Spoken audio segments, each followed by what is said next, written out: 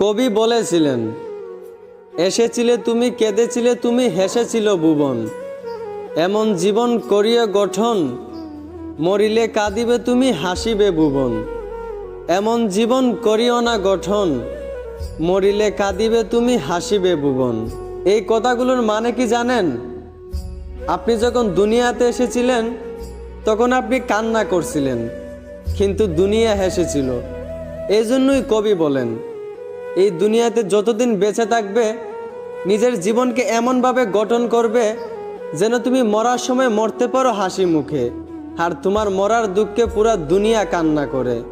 কিন্তু নিজের জীবনটাকে এমনভাবে গঠন করিও না যেন তুমি মরার সময় কান্না করতে করতে মরো, আর তোমার মরার খুশিতে পুরা দুনিয়া হাসাহাসি করে। আশা করি আমার কথাগুলো বুঝতে পারছেন। ধন্যবাদ।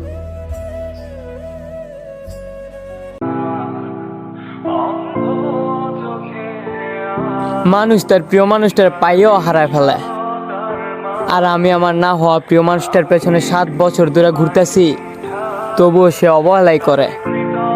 সে আমার এক মুহূর্তের জন্য ভালোবাসে নাই, তাতে কি?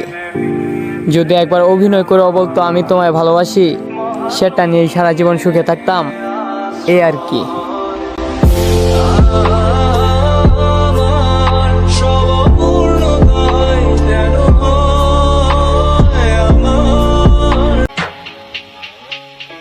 যখন দেখবা তোমার বিলাই তোমার এই কয় ম্যাও, তখন বুঝ নিবা বিলাই রে অন্য কেউ ভাজা মাছ খাওয়াইতাছে। No back for the next day song.